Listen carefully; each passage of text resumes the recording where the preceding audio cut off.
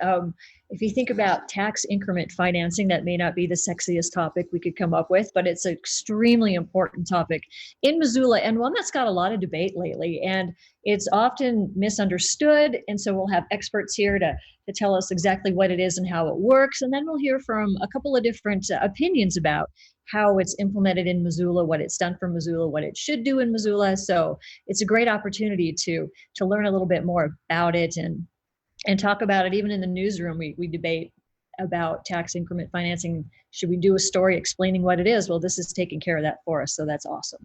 It's the subject of much debate in our community, not well understood by a lot, so it's important to explain it and debate it. Some say this is an essential mechanism for Missoula to stimulate needed economic development in some of those areas that may not be enticing to those who want to develop and build.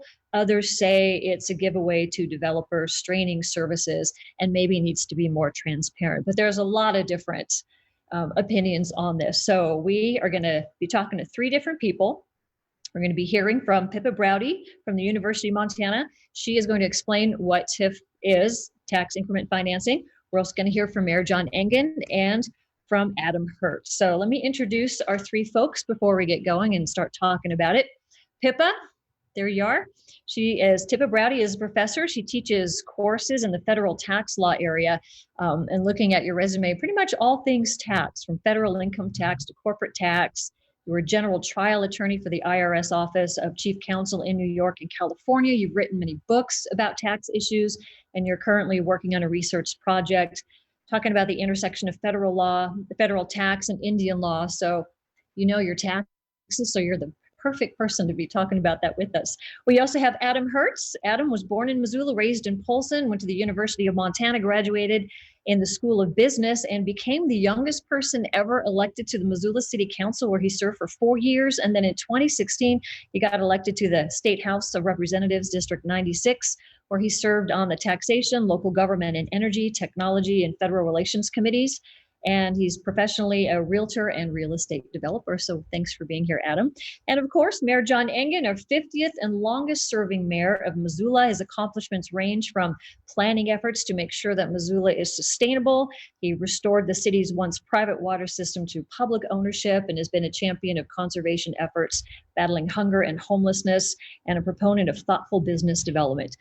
All of their resumes are very long and wonderful. So if you get a chance, you can get a little more information if you Google them. But let's first start off with Pippa. You're going to explain to us what is tax increment financing and what does it do and maybe why cities even bother with this. I think you're mute. Thank you. Thank you, Jill. You're welcome. Thank you very much to the City Club Missoula, my co-panelists, and all the participants today. It is my pleasure to be here. It is not often that I get to talk to so many people about my passion, which are tax policy incentives. And my goal today is to explain tax increment financing, or TIF it's referred to, what it does, what the law in Montana is that enables it to exist, and really how it works. States and local governments, such as counties and cities, use tax increment financing as a tax policy tool to help subsidize costs in redevelopment projects. It works, as Jill sort of mentioned, by allowing the government to borrow against future expected tax revenue to be generated by the redeveloped area. Tax increment financing, to be very clear, is a tax incentive. Tax incentives, sometimes called subsidies, represent deviations from normal tax rules. And our society deems that deviations from normal tax rules are sometimes justified because of the values they serve. Some social or economic behaviors are encouraged or discouraged by the incentives. So the long-standing purpose of tax increment financing, as Jill mentioned, is to stimulate certain types of real estate development by both private and government actors. Tax increment financing is intended to pay for the difference between the higher costs of real estate development projects in urban renewal type settings, as opposed to the costs that would exist for new constructions on previously vacant land. So tax increment financing supports policies of urban revitalization, urban infill, while also serving to protect undeveloped land for either agricultural use or just generally for open space. I'm going to do a quick explanation of the Montana state law that allows for local governments to utilize tax increment financing. Then I'll spend the bulk of my time talking about how tax increment financing really works. Every state in the United States, except for one, and I believe it's Arizona, every state except for Arizona utilizes tax increment financing or allows for tax increment financing. It's very common. It's also been around for decades. I'm going to do the most broad overview of how the process is for Montana, with recognition that every municipality, every county has different procedures for tax increment financing. I only have 10 minutes. So tax increment financing is not available for all types of development. It's specific in Montana, it's specifically used for two types of development. One is called urban renewal. It's where a geographic area is identified as a location where urban renewal or revitalization could turn, for example, vacant property into usable, livable, or otherwise productive space. The second type of development that qualifies for TIF in Montana is what's referred to as a Targeted Economic Development District, or you may have seen it, TEDD. The TEDD, those Targeted Economic Development Districts, are designated with the goal to increase what's under the statute referred to as, quote, value-added economic development within a geographic area. The process very generally is as follows.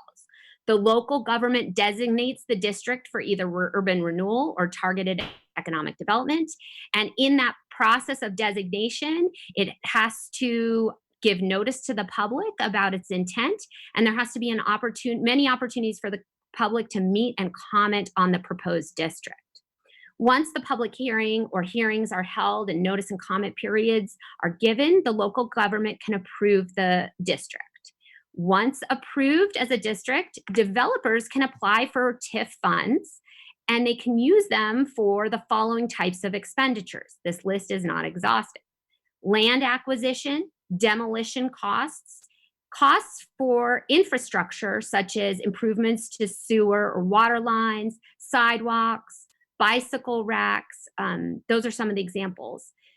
Construction costs if the buildings are owned by a governmental entity, and quite controversially, relocation of occupants.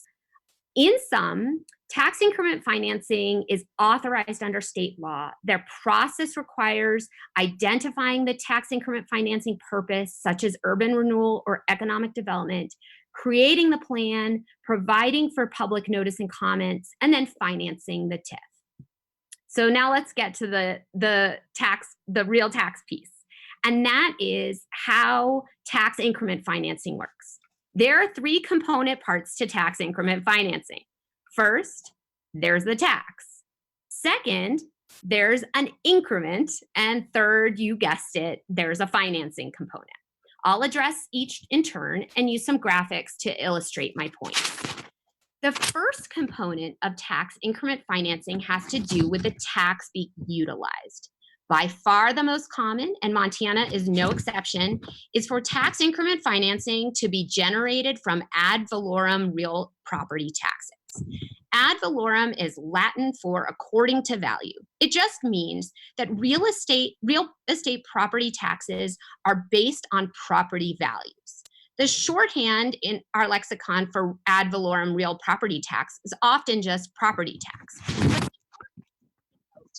That the specific tax used to fund these incentives is the tax imposed on real property, such as land or buildings, as opposed to personal property, such as cars and boats. Municipalities and counties use real property taxes to fund TIF because real property taxes are the biggest generators for revenue among the smaller branches of state government. Here in Missoula, we don't pay city income taxes, but we do pay Montana state income taxes. So back to the real property taxes, there's a specific method for valuing property for purposes of taxes through tax appraisals. That process works to arrive at what's called an assessed value of property.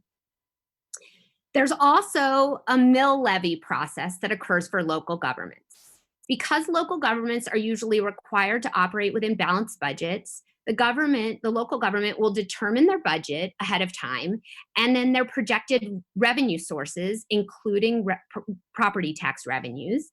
And from that point, the mill levy is set, and property tax allocations are based on appraised values.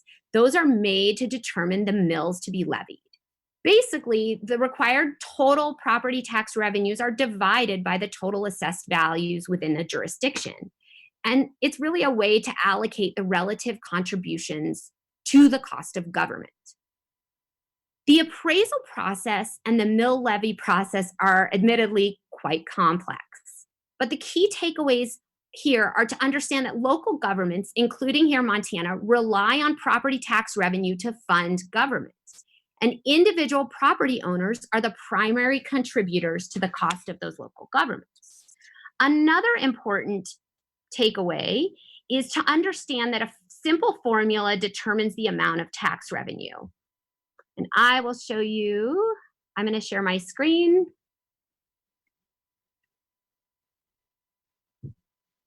Tax revenue is a function of the rate of tax imposed multiplied or times the property tax base.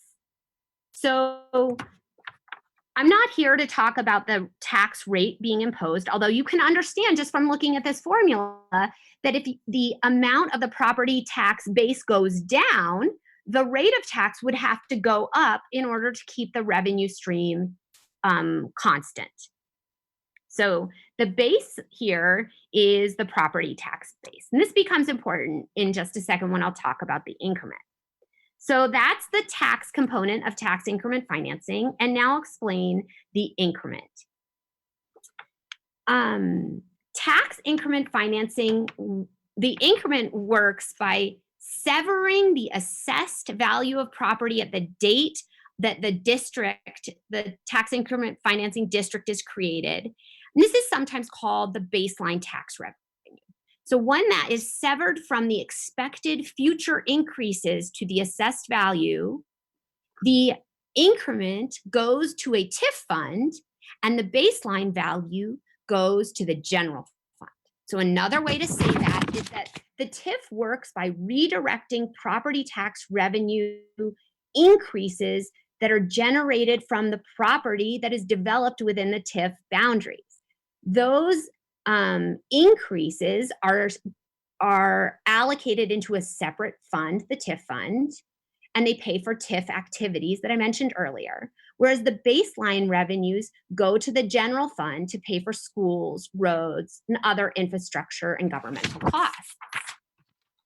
To really grasp the concept of the increment, take a look at these slides. First, I've got a picture of a graph showing the expected property values increasing over time. There's an assumption that over time, property values will increase. That's why the arrow is pointing up. Now, the second picture shows you the date that the tax increment financing district is created. Okay, this highlights the baseline property value. And it's reasonable to assume that prior to redevelopment on the project, the value of the property is lower, right? It's lower because no development has yet occurred. Okay? This is the start of identifying the increment. Essentially, this property value will be frozen as the frozen value for the revenue that flows to the general fund. Now, my third picture shows the life of the TIF, which in Montana is typically 15 years. The baseline revenues here in the blue rectangle, all of those baseline revenues that are frozen from the initial value at the date of the TIF, those go to the general fund to pay for schools and roads and other costs. The triangle, all the revenue, this is referred to as the increment, all the tax revenues in this increment go to fund the TIF. Okay, this represents the increase in value over the base that was set at the beginning of the TIF. The third piece to show you here that's not highlighted is what happens after the TIF ends.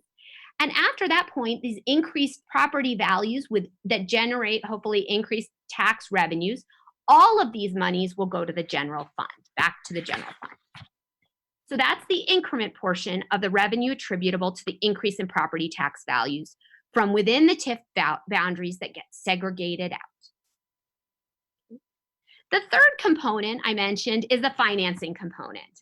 And very briefly, I'd like to say that as revenue is generated by the TIF, you can see it's going to be generated increasingly over time as the property values increase over time.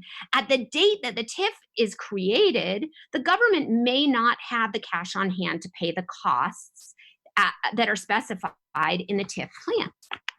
To enable the government to do so, the government will enter into various lending arrangements, usually obtaining bond financing. The bond process is quite involved. It requires revenue study, underwriters who issue the bonds, and these are normally long-term bonds, at least 15-year period, as the TIF period is in Montana. And then what happens over time is that this increment will be used to pay off the principal and interest on those revenue bonds.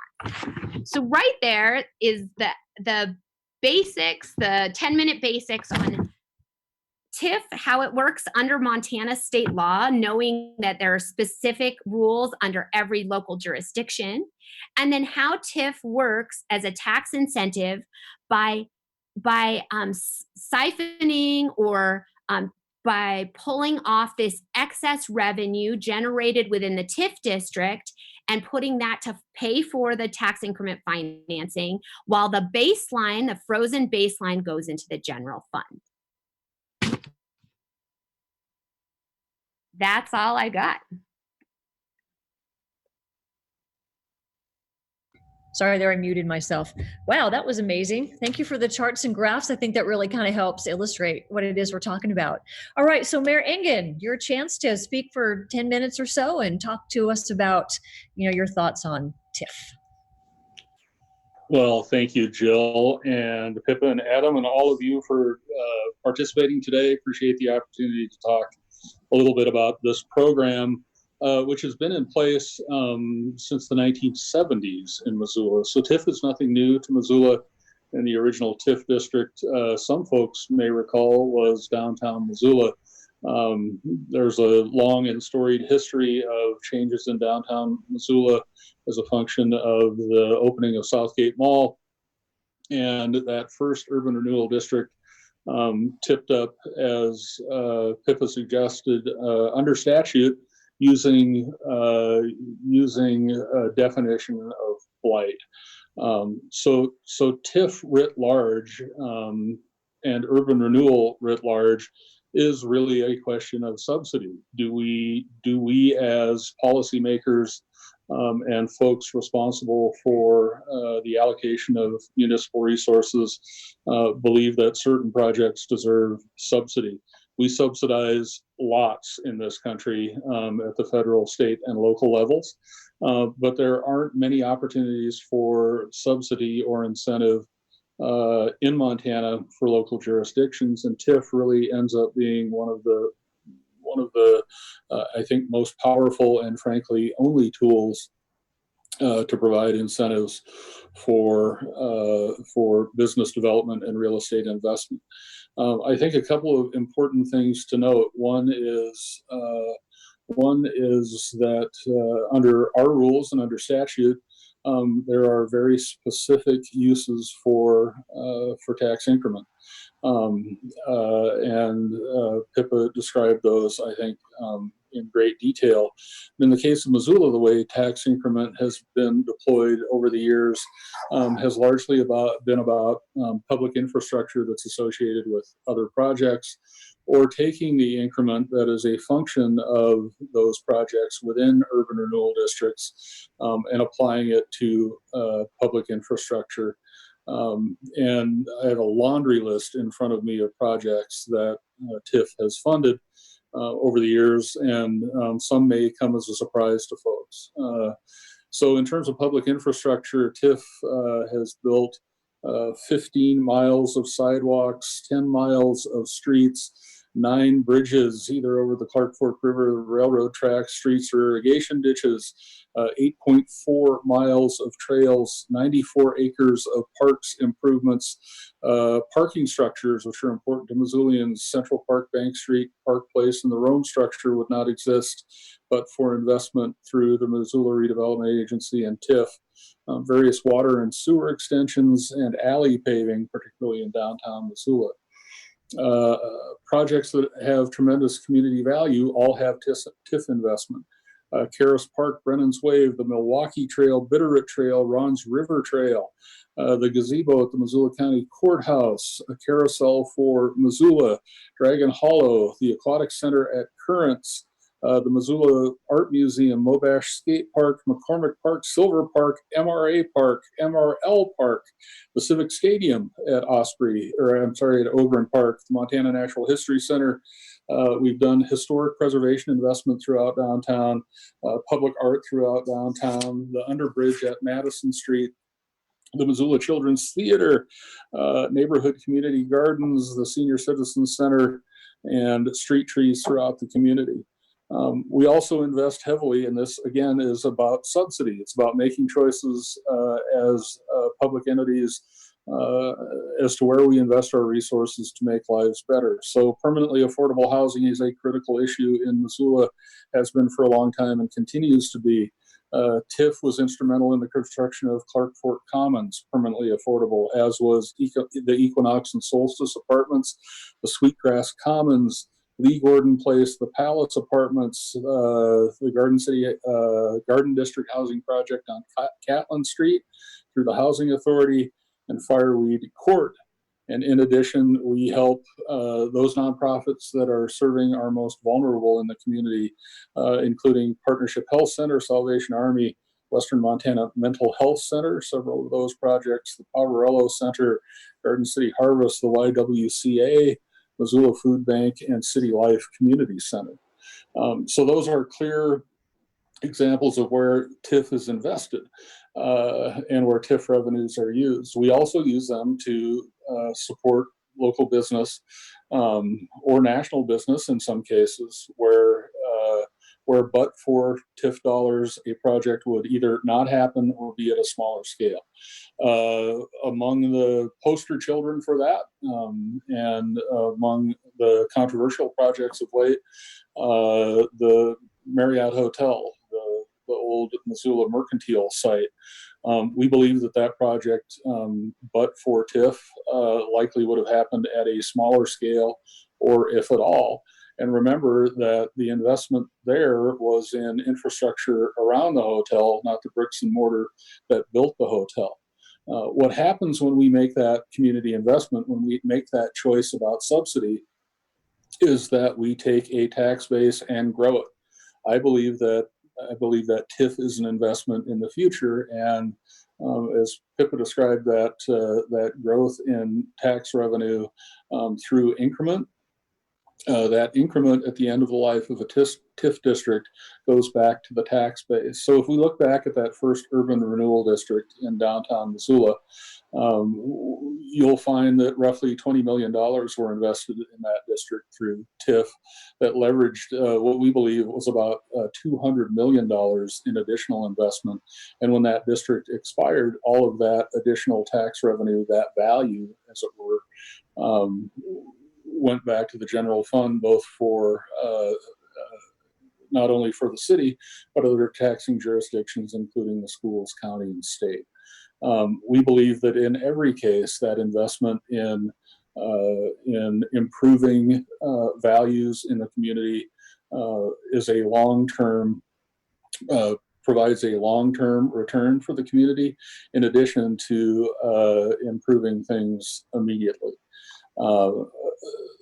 TIF is a tool that I rely on when I talk to businesses, both local and folks interested in relocating here, as an opportunity to either buy down the cost of land or provide more or better community public infrastructure as associated with those projects. It's a tool that many sophisticated developers understand. And it's a tool that local businesses have used for years to improve their buildings and their properties in an effort to better serve the public. I can go on and on, but I won't. I'll let Mr. Hertz say his piece, and I'm looking forward to your questions.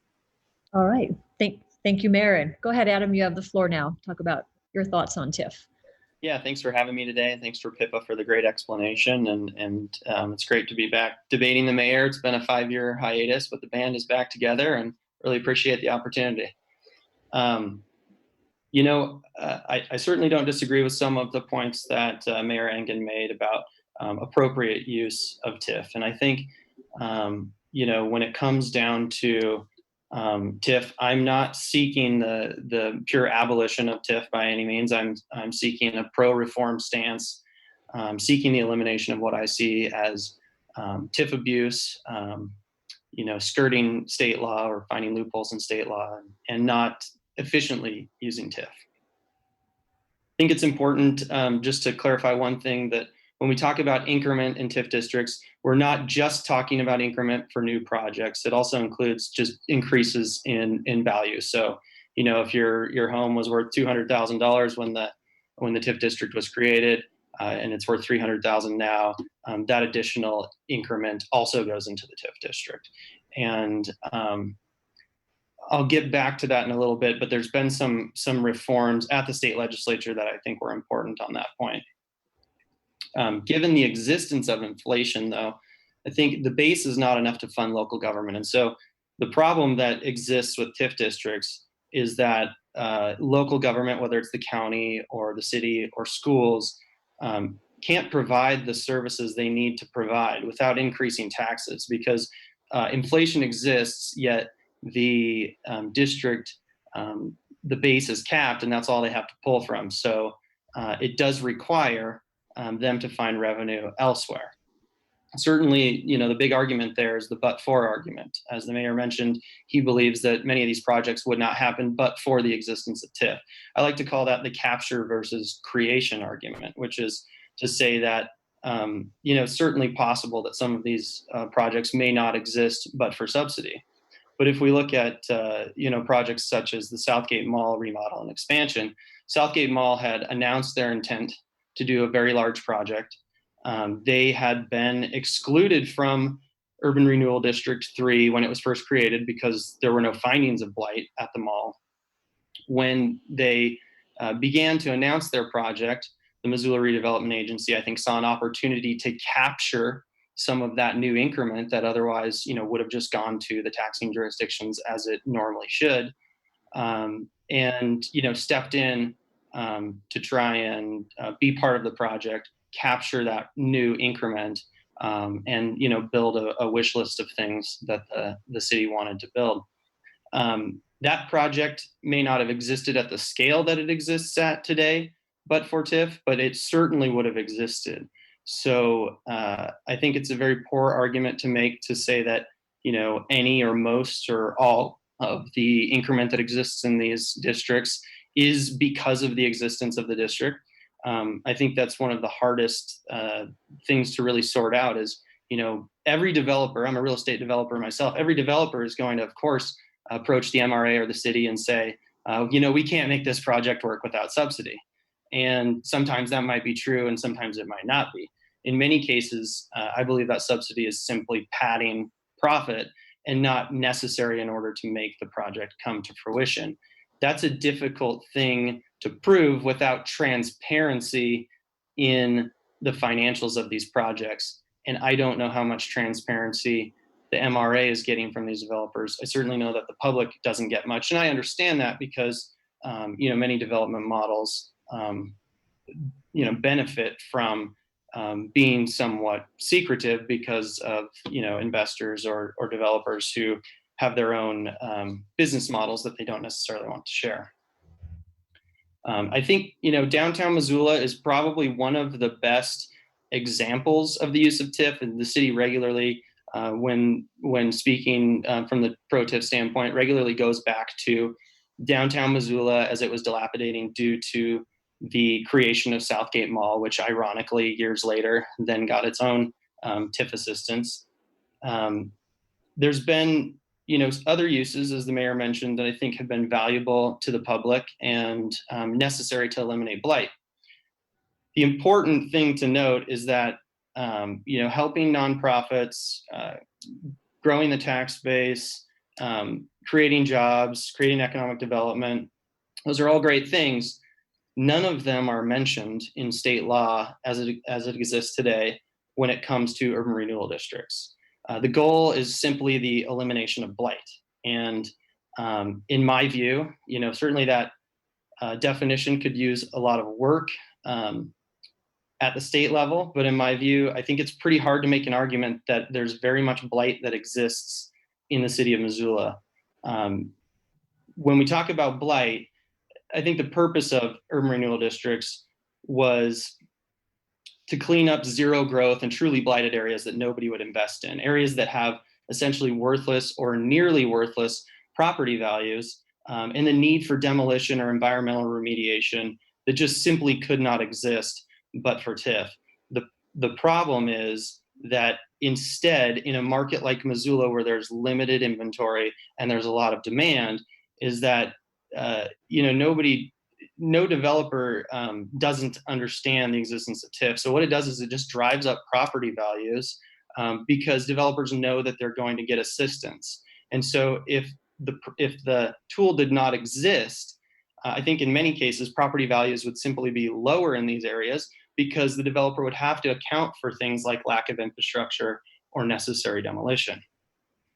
If you look at other cities, like say Butte, for instance, there's certainly properties that are worthless, that the city might give to a developer and need TIF in order to get development there. I simply don't believe that's the case in Missoula, although it has been at points in the past. Going back to the capture versus creation, there's other examples throughout the city of that. I love Stockman Bank. I bank with Stockman Bank, but I certainly will note that I don't think Stockman Bank had any intention to be anywhere but downtown Missoula and in central Missoula, because that's what it takes to be a big player in the banking market in the city of Missoula. And when they came to the market, they got TIF assistance for both buildings.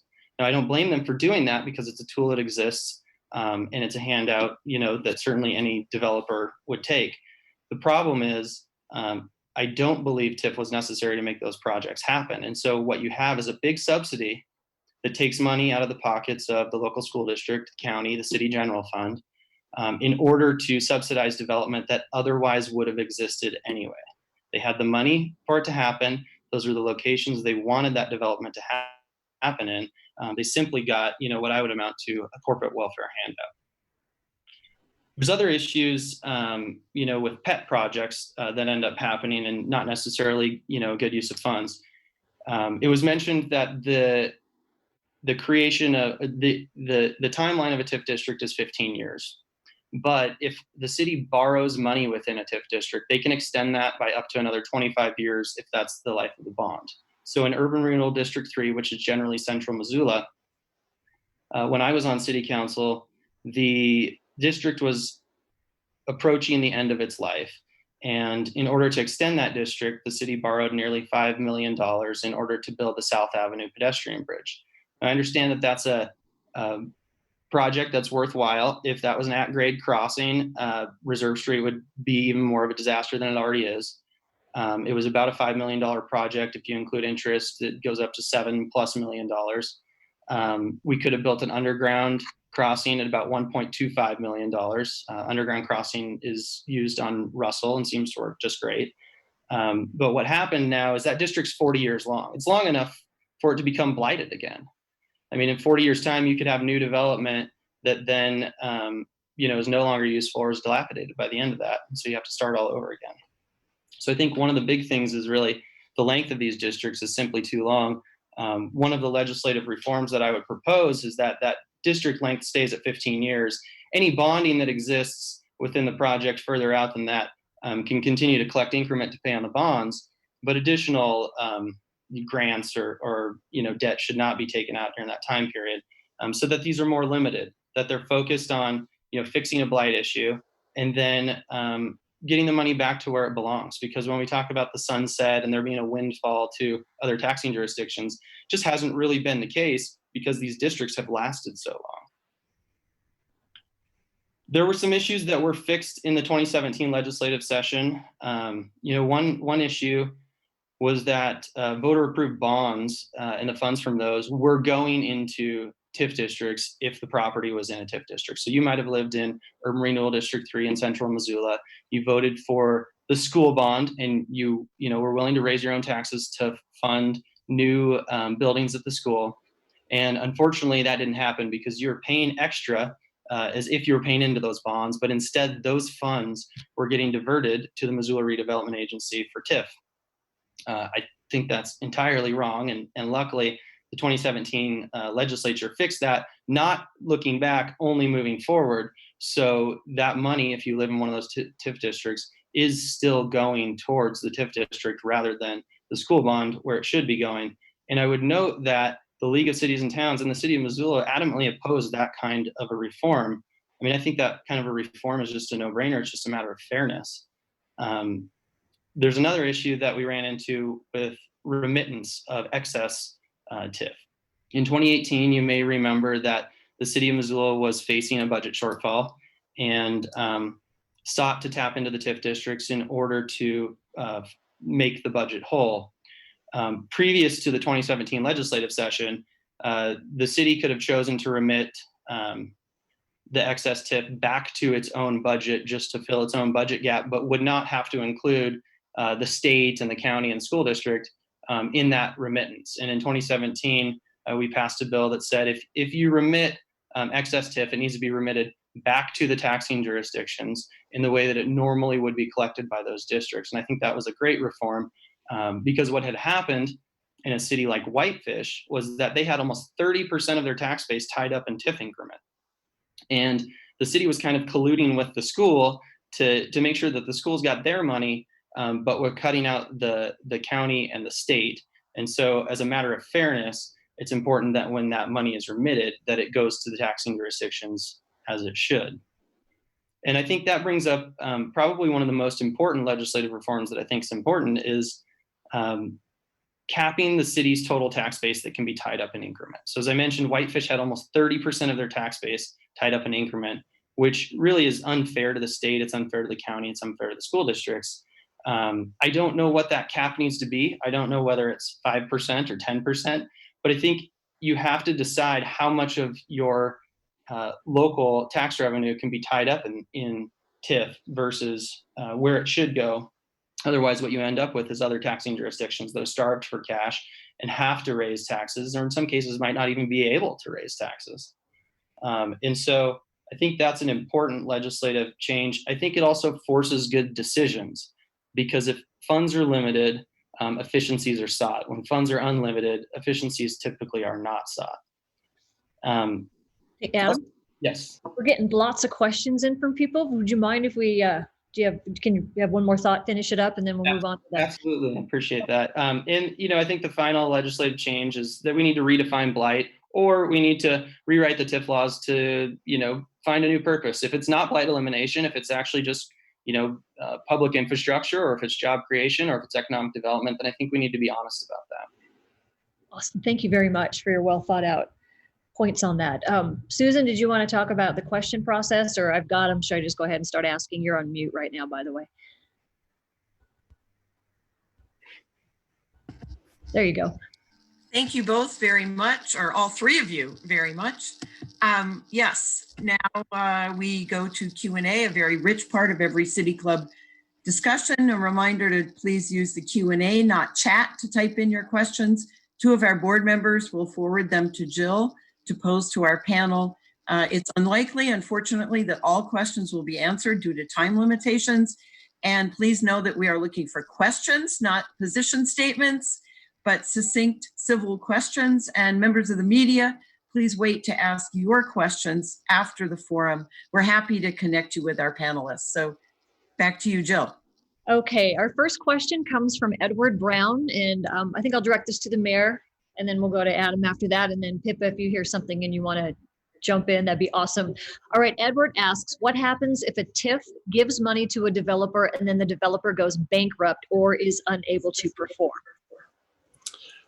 So typically, the application that a developer will make is for public infrastructure. So that infrastructure will exist whether the developer operates or not. We build sidewalks, we connect sewers, we do water infrastructure. In some cases, we do street infrastructure. So those improvements exist whether a developer performs or not. And one of the things I like about TIF is it's a significant change from economic development in Montana that happened previous. So, for example, in Butte, the Butte Silverboat used property tax abatement fairly regularly as an incentive. They would invite factories, for example, to locate in Butte.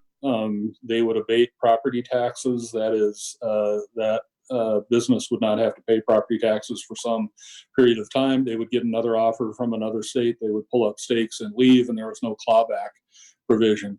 The investment we make remains part of the base and actually improves community infrastructure.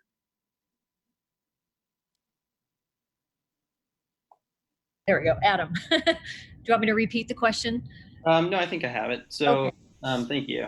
So, the city council has oversight over bonding requests and if the wishes to purchase land because the MRA can't own land. So generally, just one point we kind of missed here was that there's an unelected, appointed board that oversees these spending decisions in Missoula. And I think that's, an issue that also needs to be addressed.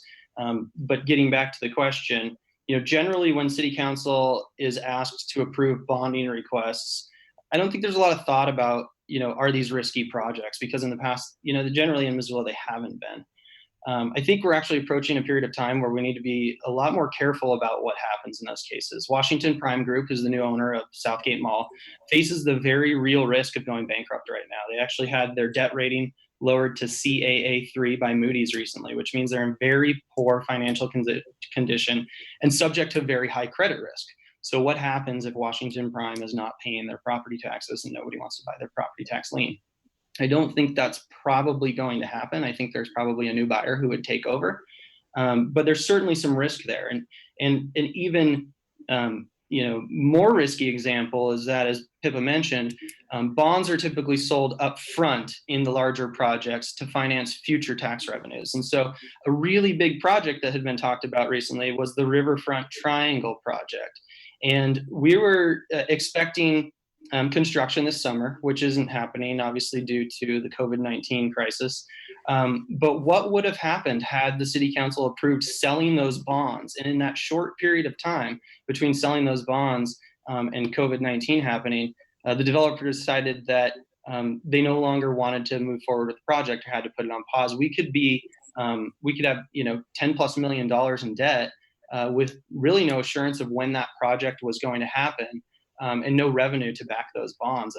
Frankly, I think the timing probably, was a matter of weeks or maybe a month that really saved us from having that kind of risk exposure.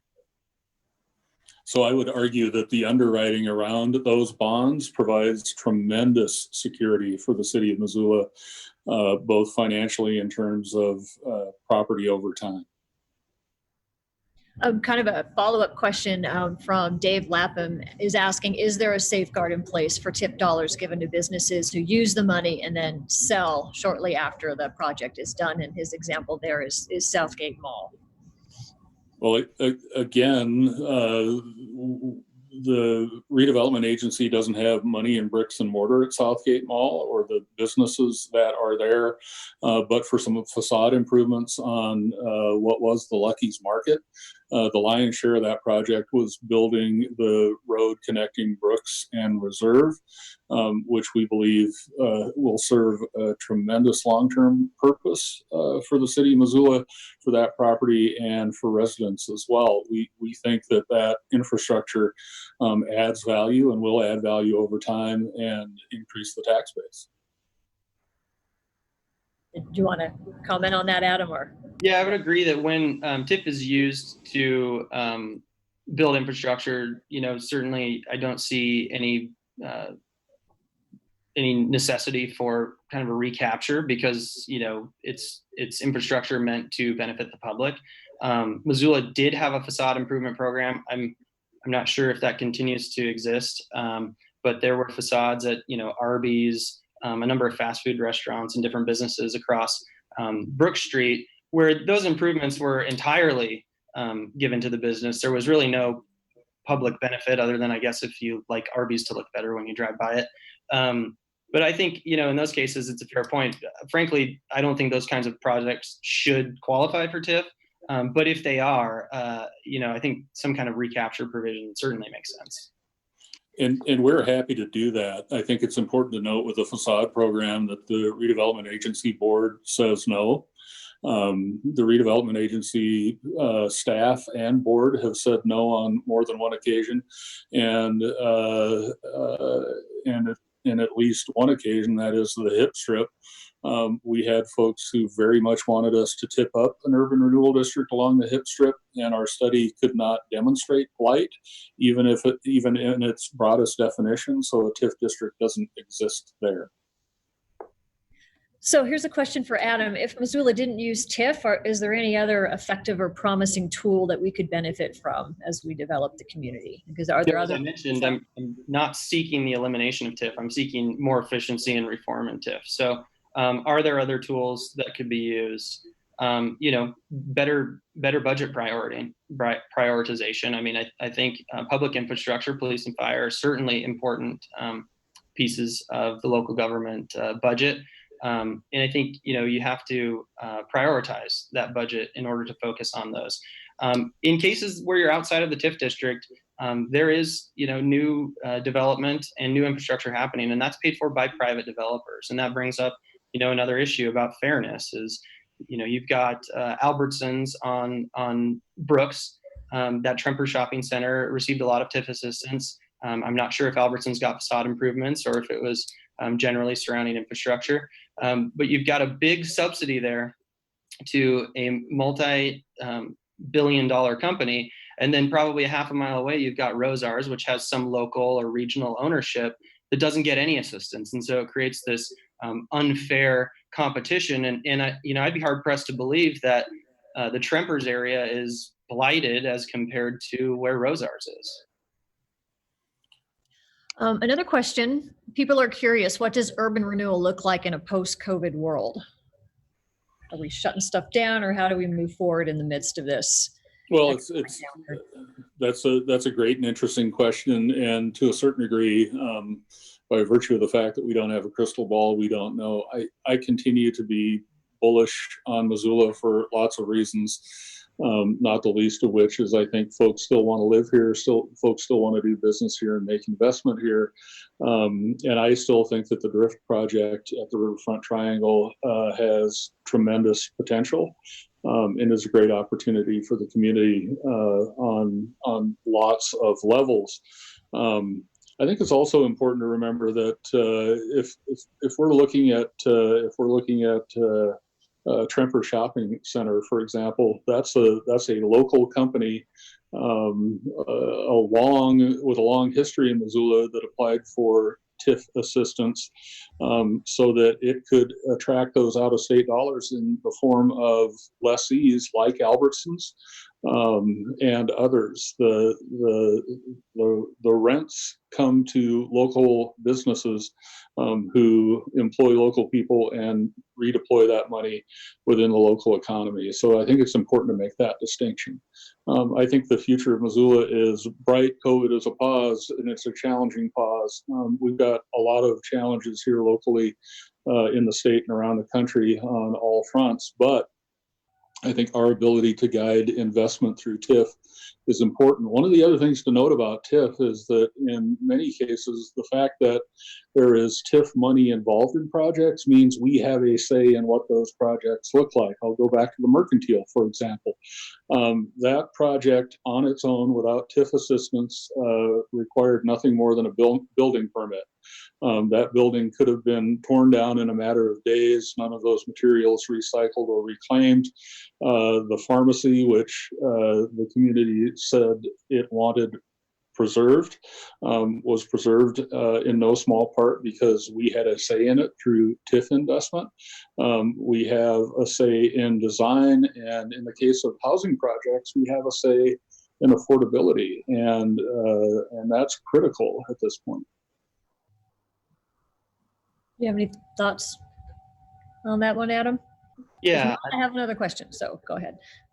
yeah, certainly. I mean, I think, the COVID shutdown is going to ripple across economies across the nation. I think Missoula is well positioned to make it through. As I mentioned, I mean, I think there's certainly some real risk of Washington Prime Group going bankrupt. I don't think that's the end of the mall. I think it's just perhaps either a restructuring or the end of their ownership, and new ownership would take over. The commercial real estate market, across the nation is certainly going to see more vacancy, as I think, some office uses understand that they can work from home without having to incur the expensive overhead of leasing. And I think there's probably going to be restaurants and other retail businesses that do go out of business and leave some vacancy. But I think Missoula is fairly well positioned. I would just note on the Albertsons location in the Tremper Shopping Center that Albertsons did exist in that location before that TIF assistance came. I think they would have existed whether it came or not. If they didn't, it certainly would have opened the opportunity for another business to exist there, which might have been a locally owned grocery store or regionally owned grocery store. This is a question from Greg Tollefson, perhaps asked of Pippa or the mayor. What percentage of Missoula's tax base is tied up in TIF at this point? So as of our last fiscal year, it was roughly 14%. Historically, that is probably pre-2017 or so, hovered around 4 or 5%. Sound good to you, Pippa? Yeah, probably. Okay. Yeah, I don't know the specifics on those details. Okay. Thank you so much. Okay. Here's another question. Mayor Engen, do you have a general estimate of how much of the increment in a district is used to cover private development costs, such as demolition, land acquisition, or relocation, versus how much is used for upgrading public infrastructure in the district and or beyond the property that is being developed? So off the top of my head, no. But I can tell you in the case of land acquisition, the public benefit is almost always public infrastructure or permanent affordability. So for example, we purchased at a discount what was the Roscoe Steel site, basically the triangle between South Avenue, Johnson Street, and North along the railroad tracks. We purchased that from Montana Rail Link at a discount. We built a public park there, Montana Rail Link Park, leveraged some resources from private donations through Montana Rail Link, and will tipped up that park, and we'll redevelop the remainder, most likely for affordable housing and mixed use as a function of public process. So whenever we're making that direct subsidy, there's always what I consider a clear and overwhelming public benefit that justifies that investment. Okay. Here's another question from all right, where did it go? May Hassman asking everyone, where were the taxes coming from for projects like trails and bridges and currents before TIF, and who pays the taxes after the TIF sunsets? So I think we tend to think of our community interests in zero-sum terms, and the fact of the matter is that parks and trails are community values. And I believe that citizens would demand that we pay for them in one way or another. TIF allows us, I think, to do that in the cases where those projects can happen within urban renewal districts in a relatively painless way without going to a general obligation bond or without raising general fund taxes or parks taxes or road district taxes. I think we would have fewer of those projects completed, or we would have a larger general fund or parks fund budget. But for the fact that we've been able to make that TIF investment while those districts exist. I have a question for Adam. We talked about the people who make the decisions on where the TIF funding goes. Should those people be elected? Because I don't believe they are now. You kind of alluded to the ones picking the projects. How do you think that should work? And is it a transparency issue, or how would you move forward if you were in charge of this? I think there's a couple of options. So I think a fairly easy option is just to make it be the governing body, make it be the city council. That's how it is in some cities. The city has the prerogative right now to choose. And in Missoula's case, the mayor appoints those members, city council approves the appointments. In the case of Billings, they actually essentially sub the work out to a private contractor, which I think really lacks transparency. I think an ideal scenario might actually be where there's ownership from all taxing jurisdictions that can be affected by a potential loss of revenue, which is that the board could be made up by a couple of elected officials from the city, somebody from the county who's elected, and maybe somebody who represents the state and somebody who represents the local school district. So that way, it really kind of forces an efficient and thoughtful use and has direct accountability to voters. Got a couple of good questions, and I'm going to stick with Adam for a second because you're a real estate developer. How do you see TIF helping to create more affordable housing that isn't already subsidized? Yeah, I mean, there's certainly examples. I think, one of the bigger challenges with affordability is simply just density. So, I think infrastructure investment can help spur higher density development. There's certainly cases, probably not in Missoula as it pertains to affordable housing, but where parking structures can help benefit and spur more high density growth. There was a case in the North Reserve Scott Street Urban Renewal District where there was a townhouse project that used TIF funds to build not subsidized but market rate housing that was workforce housing. I'm not sure that project really needed TIF assistance in order to happen, but it did get it. So I think it can certainly play a role in housing affordability. But the biggest issue with housing affordability in our community is that we simply need higher density and a streamlined regulatory process that makes the townhome exemption more usable, that makes subdivisions come online faster than 2 to 3 years, and really makes investment in those projects happen at a quicker pace so that we can increase inventory and meet some of the market demand. Your thoughts on that, Mayor? Yeah, I wouldn't disagree with Mr. Hertz on most of that. I will tell you that land availability and cost of land is a huge factor. And I'll tell you that I think if Dave Edgell were on this panel, he would tell you that the prices of his homes at Scott Street Village would be nothing like they were in terms of market rate, but for that assistance from TIF.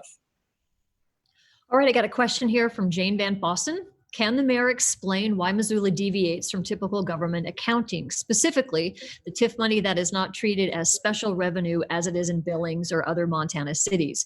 Missoula accounts for the money under a component unity MRA. It includes transparency for citizens. City council oversight becomes minimal and is effectively a rubber stamp.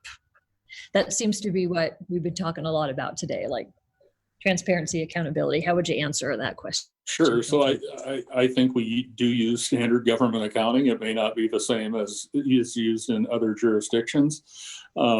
Every expense and every receipt is available on our website all day long.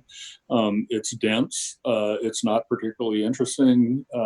PIPA might be interested, but the general public isn't going to be interested in that level of detail. But all of that level of detail is available. With regard to accountability, I think there are a number of ways to slice this. Statute allows for the governing body to create a board to oversee TIF revenues and expenditures. That structure was set into place long before I showed up in the mayor's office. I appoint that board. I appoint people who I think challenge both the staff. I think they challenge projects, and they have certainly challenged me on more than one occasion with regard to the expenditure of TIF revenue. I have no problem with additional accountability, and I have no problem with folks who are elected to do a job making those decisions. What we have is a hybrid system. Fundamentally, large projects are a product of public scrutiny and decisions made by that elected governing body in the form of the city council. But those are reforms that I don't have any objection to considering. Adam, do you want to comment? I'm sorry, could you repeat that question? Yes. Okay. She was asking for the mayor to explain why Missoula deviates from typical government accounting, specifically TIF money not treated as special revenue as it is in billings. Missoula accounts for the money under a component unity MRA, which includes transparency for citizens. City council oversight becomes minimal and is effectively a rubber stamp. It sounds a little bit like some of your criticisms that you'd had earlier. Yeah, I mean, I can't speak to how the accounting is done, but certainly would like to see reform in oversight.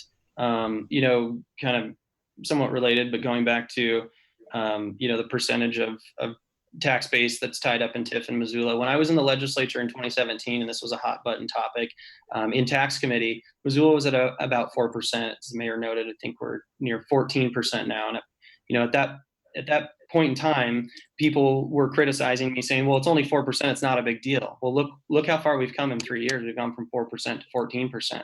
So we've got exponential growth. And while certainly some of that may have been created because of TIF districts, I think much of it was simply captured. And I think that's something we need to look at closely. Right now, it's my understanding in the most recent budget cycle, $13 million was in MRA's budget, although they spent $30 million because much of it was bonded. So they spent 13, but had bond proceeds. You compare that to the total tax revenue received by the city, which is about $40 million a year. The city also has fee income and other things. And keep in mind, your property tax bill is not just from the city of Missoula; it's from the state and from the county and other taxing jurisdictions. But I think we're at a tipping point here where we really need to pay attention to how much of our base is going to get captured in TIF, and are we going to starve these other taxing jurisdictions? When the city did their tax remittance in 2018, when the school district and county were asked, how are you going to use the remittance proceeds, they said, well, we're not going to have to raise taxes as much. So I think they really proved the point that if this isn't watched efficiently, it can create tax increases. Question from Hermione Harold wants to know, does Montana's statute allow redevelopment agencies to condition the use of TIF funding so that the businesses that get the subsidy have to ensure living wages and are paid to the workers at those businesses? Yeah, so we use development agreements pretty relentlessly with private entities who are making application for TIF, and typically that living wage is really a function of either federal or little Davis-Bacon rules in terms of wages paid. But yes, we condition those that allocation of funds really regularly.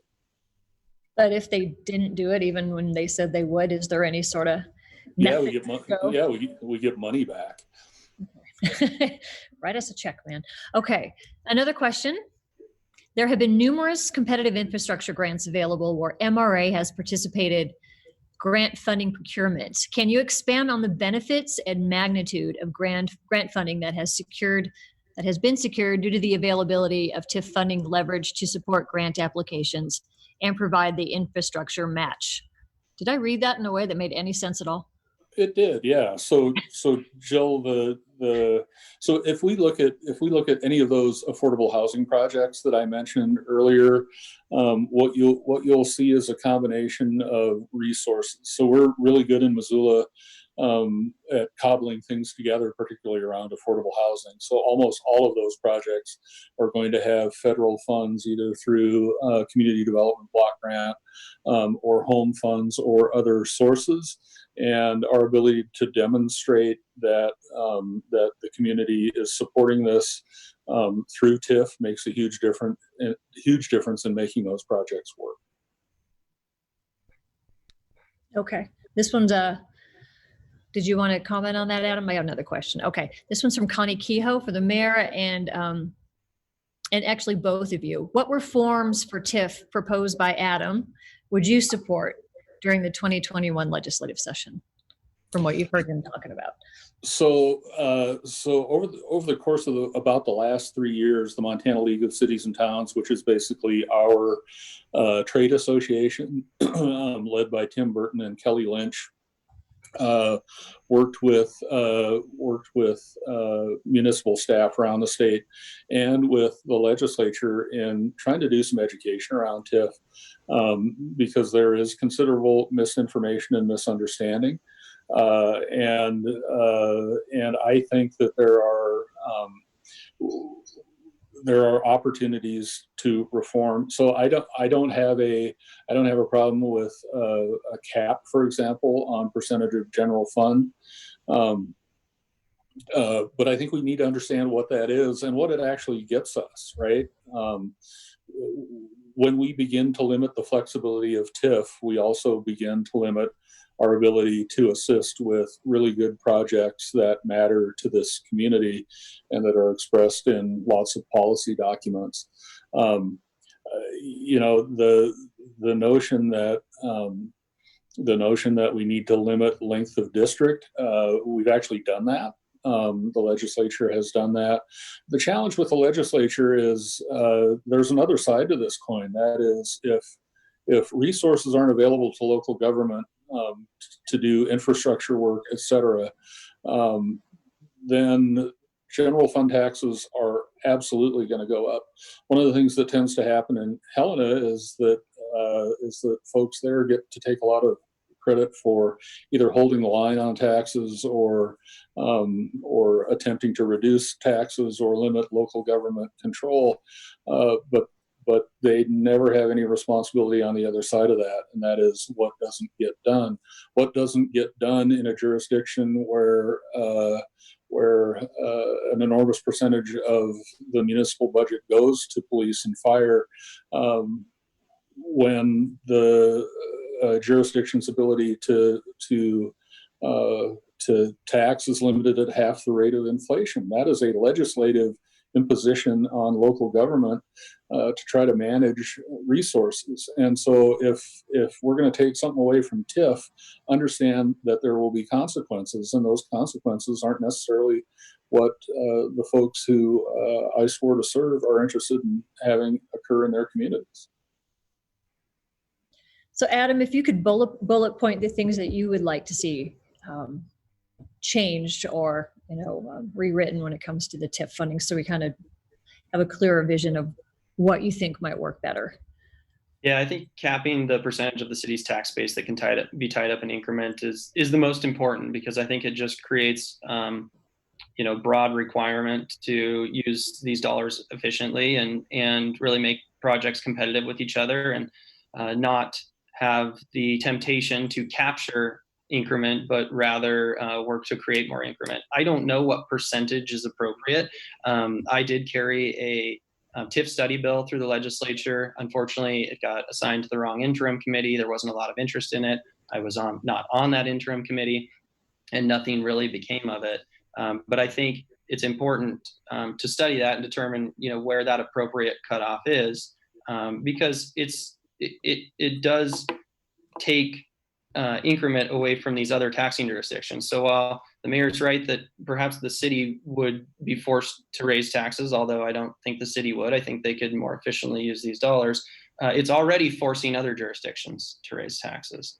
So I think that's the most important one. I think number two is redefining blight. Right now, the definition of blight in state code is frankly bizarre. And one of the indicators of blight is that there's excess land coverage, density. But we're using TIF to create higher density. So that doesn't make any sense to me. The way that we've defined blight in state law, it was done decades ago, and I think that certainly needs to be rewritten. I think those are two of the most important ones, although, the third one of transparency is probably equally as important, which is to say that either the governing body needs to oversee these decisions, or elected officials in some capacity, because I just don't think there's enough accountability if a private company or if an appointed board is overseeing millions of dollars in spending decisions with local taxpayer dollars. So transparency and accountability are very different things, and I think it's important that we don't conflate them. I'll also note that we don't need the legislature to make some of these decisions with regard to how we deploy TIF. So for the last year, I've been having discussions with council members and staff about the potential for capping TIF revenues, which we can do as a function of policy and municipal ordinance.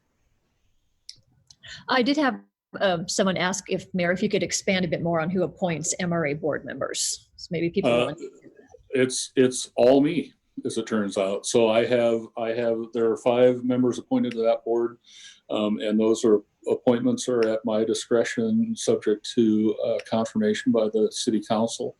And over the years, I've looked for different attributes. In some cases, I want a combination of gray hair and millennials. I want gender equity.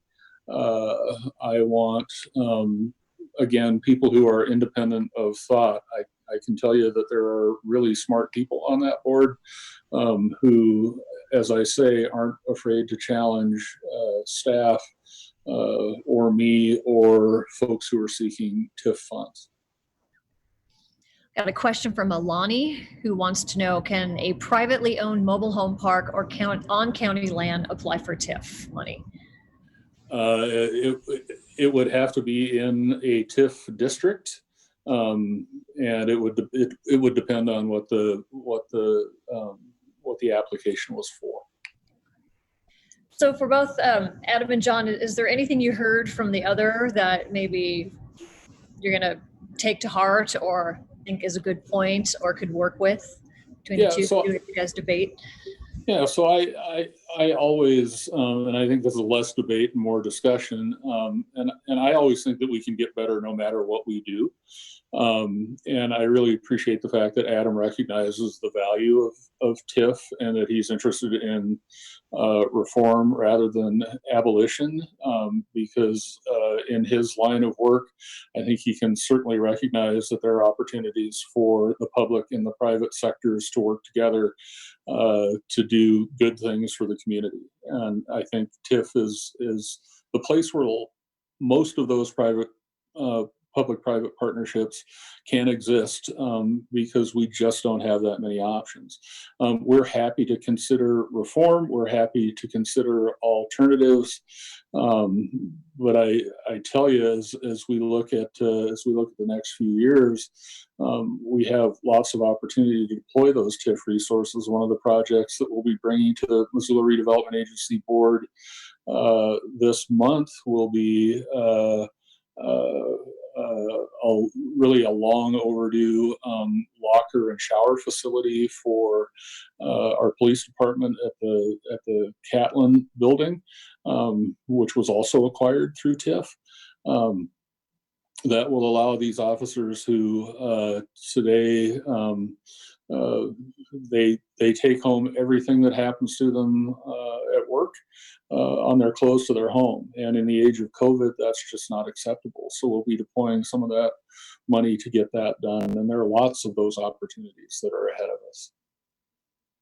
Adam, anything the mayor said that you agree with or might want to ponder? Certainly appreciate the mayor's willingness to engage, and always appreciate the discussion. And you know, hearing things like there's been local discussions of potentially capping the increment is great to hear. I think those decisions are important to make locally because, you know, I think resistance to reasonable reform might result in the knee-jerk reaction of the legislature just eliminating this tool altogether. While, you know, every city does things different, as I previously mentioned, Whitefish had 30% of their increment.